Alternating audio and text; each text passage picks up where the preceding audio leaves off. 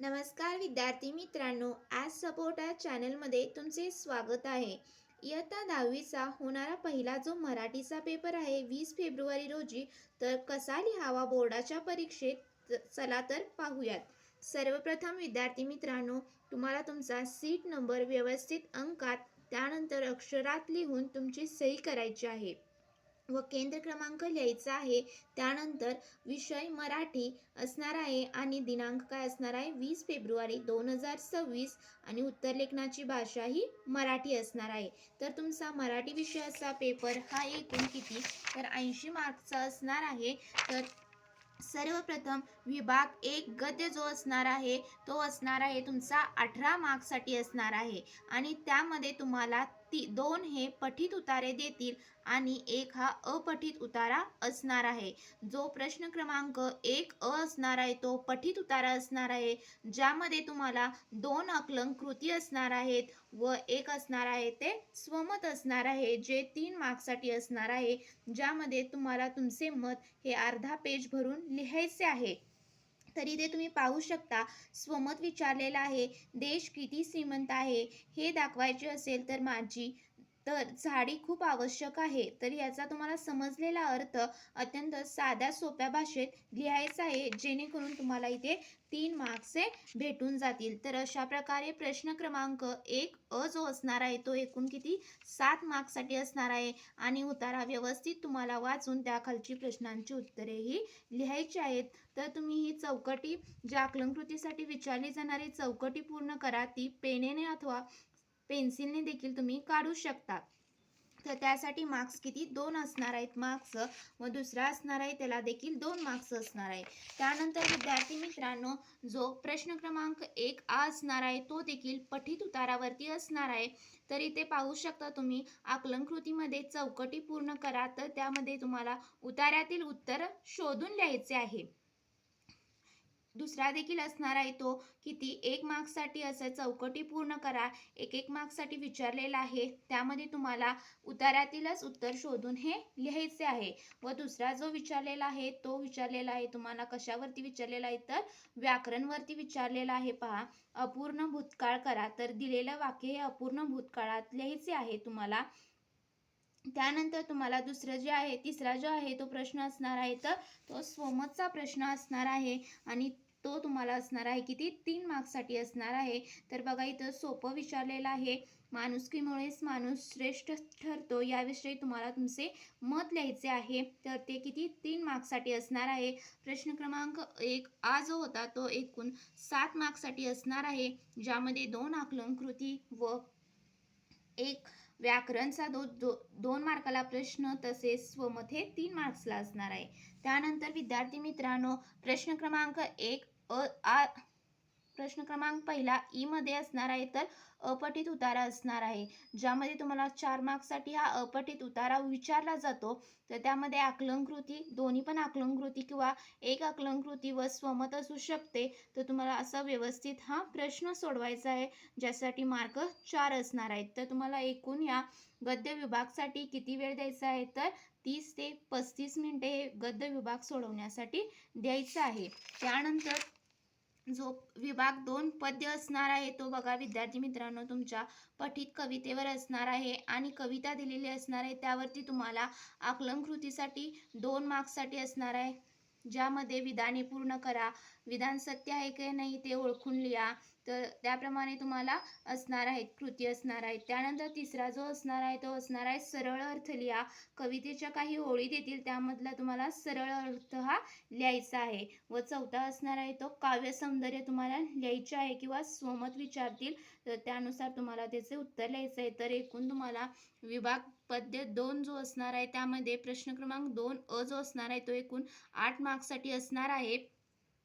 त्यानंतर तुम्हाला असणार आहे प्रश्न क्रमांक 2 जो असणार आहे तो किती मार्क्ससाठी असणार आहे तर 4 मार्क्ससाठी असणार आहे. हा अत्यंत सोपा प्रश्न असणार आहे, ज्यामध्ये तुम्हाला प्रस्तुत कवितेचे कवी 1 मार्क्ससाठी विचारतील, कवितेचा विषय 1 मार्क्ससाठी आणि कविता आवडण्याची वा न आवडण्याची कारणे ते 2 मार्क्ससाठी असणार आहे. असे व्यवस्थित जर तुम्ही चौकटीत लिहाल आणि कवितेचे नाव काय आहे, मुद्दे, त्यानंतर कवितेचे नाव काय आहे ते व्यवस्थित जर लिहाल तर तुम्हाला इथे देखील 4 मार्क्स हे सहज मिळून जातील. त्यानंतर तिसरा प्रश्न, दुसरा ई जो असणार आहे तो रसग्रहणाचा असणार आहे आणि तो देखील 4 मार्क्ससाठी असणार आहे. तर यामध्ये तुम्ही 3 मुद्द्यांच्या आधारे रसग्रहण लिहू शकता. आशय सौंदर्य, काव्य सौंदर्य आणि भाषिक वैशिष्ट्ये. त्यानंतर कवितेचे कवी कोण आहेत, या कवितेमध्ये ही कविता मुक्त छंदातील आहे का, यामध्ये कोणत्या अलंकाराचा उपयोग केलेला आहे. त्यानंतर ही कविता संवेदनशील मनाला येणारी व्याकुळता ते नेमकेपणाने व्यक्त झाली आहे. तर असं काव्य सौंदर्य, भाषिक वैशिष्ट्ये आणि आशय सौंदर्य याच्या आधारे तुम्हाला रसग्रहण कवितेचे करायचे आहे, ज्याला मार्क्स असणार आहेत 4. तर अशा प्रकारे विभाग जो 2 पद्य होता तो एकूण 16 मार्क्सचा होता आणि ज्यासाठी तुम्हाला वेळ हा किती 25 ते 30 मिनिटे हा वेळ द्यायचा आहे आणि जे असणार आहे ते तुम्हाला पठित पद्याचं असणार आहे. त्यानंतर विभाग 3 जो होता तो स्थूल वाचनाचा आहे आणि ज्यासाठी मार्क्स असणार आहेत 6. 3 कृती देतील तुम्हाला आणि त्यातील 2 कृती ह्या व्यवस्थित सोडवायच्या आहेत. प्रत्येक कृतीसाठी 3 मार्क्स असल्यामुळे हा देखील प्रश्न कोणीही स्किप करायचा नाही आणि हा प्रश्न सोडून तुम्हाला देखील 6 मार्क्स हे मिळवायचे आहेत. तर हा जो आहे तो आपल्याला पाठ्यपुस्तकातील दिलेला स्थूल वाचनासाठी जे पाठ आहेत ते व्यवस्थित स्वाध्यायाचे प्रश्न व्यवस्थित करून जायचे आहेत, ज्यामध्ये तुम्हाला देखील मार्क्स हे पैकीच्या पैकी मिळून जातील. तर विभाग 3 6 मार्क्ससाठी असल्यामुळे तुम्हाला यामध्ये किती 15 मिनिटे हा वेळ द्यायचा आहे आणि 2च प्रश्न हे सोडवायचे आहेत. त्यानंतर विभाग 4 जो असणार आहे तो काय भाषा अभ्यास व्याकरणाचा असणार आहे, ज्याच्यासाठी मार्क्स असणार आहेत 16 मार्क्स. तर सर्वप्रथम अ जो असणार आहे प्रश्न चौथा अ जो असणार आहे तो समास सोडवायचा आहे. त्याचा विग्रह करून समासाचे नाव काय आहे ते व्यवस्थित चौकटीचा वापर करून लिहायचं आहे, ज्यामुळे तुम्हाला काय होईल तर तिथे मार्क्स हे भेटून जातील. ते असणार आहे 2 मार्क्ससाठी असणार आहे. त्यानंतर तुम्हाला असणार आहे ते उपसर्ग घटित शब्द व्यवस्थित लिहायचे आहे, ते 2 मार्क्ससाठी असणार आहे आणि वाक्यप्रचार 2 त्यांचा अर्थ व वाक्यात उपयोग करा हे देखील 4 मार्क्ससाठी असणार आहेत. 4 तुम्हाला वाक्यप्रचार देतील, त्यातील 2 वाक्यांचा अर्थ व व्यवस्थित वाक्यात उपयोग करून लिहायचा आहे, ज्याला मार्क्स तुम्हाला सहज मिळून जातील. 4 मार्क्स हे मिळून जातील.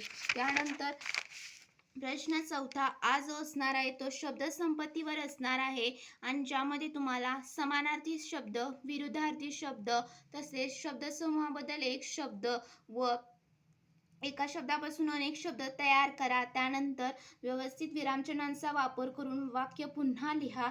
अशा प्रकारे प्रश्न येणार आहेत आणि पारिभाषिक शब्द ओळखून त्याचं मराठीत ट्रान्सलेशन करून लिहायचं आहे. तर एकूण तुम्हाला 16 मार्क्सचा हा जो व्याकरणाचा भाषा अभ्यासाचा प्रश्न असणार आहे, ज्यासाठी तुम्हाला 30 ते 35 मिनिटं हा वेळ द्यायचा आहे लिहिण्यासाठी. त्यानंतर विभाग 5 जो असणार आहे तो उपयोजित लेखनाचा असणार आहे, ज्यामध्ये तुम्हाला पत्रलेखन अथवा सारांश लेखन यापैकी एक कोणतीही कृती 6 मार्क्ससाठी सोडवायची आहे. तर जो अपठित उतारा आहे त्यातीलच तुम्हाला सारांश लेखन त्याचे करायचे आहे. त्यामुळे अपठित उतारा व्यवस्थित वाचून त्याचे जे टायटल आहे सारांश लेखनाला ते व्यवस्थित द्यायचे आहे आणि तिथे तुम्हाला 6 मार्क्स मिळून जातील. त्यानंतर तुम्हाला दुसरा जो असणार आहे प्रश्न 5व्यातला आ जो असणार आहे तो असणार आहे जाहिरात लेखन. तर तुम्हाला एक आकर्षक अशी जाहिरात तयार करायची आहे, त्यांनी विषय देतील आणि ज्यामध्ये तुम्हाला मोबाईल क्रमांक, ईमेल ID असे वेगवेगळ्या आकृत्यांचा वापर करून तुम्हाला जाहिरात लेखन खूप आकर्षक करायची आहे आणि ज्याला मार्क्स किती असणार आहेत तर 5 मार्क्स असणार आहेत. तर यामध्ये आ मध्ये आपल्याला 2 कृती सोडवायच्या आहेत आणि अ मध्ये एकच कृती ही 6 मार्क्ससाठी असणार आहे. तुमचं उपयोजित लेखन हे 24 मार्क्सचं असणार आहे. त्यामध्ये दुसरा सोडवला आहे बघा बातमी लेखन, हा व्यवस्थित लिहिलेला आहे, ज्यामध्ये तुम्हाला दिनांक आणि त्यानुसार ती जी बातमी आहे ती व्यवस्थित अगदी लिहायची आहे आणि याला मार्क्स असणार आहेत किती 5 मार्क्सचे असणार आहेत. तर अशा तऱ्हेने आपण पत्रलेखन, सारांश लेखन आणि जाहिरात लेखन व बातमी लेखन पाहिलं.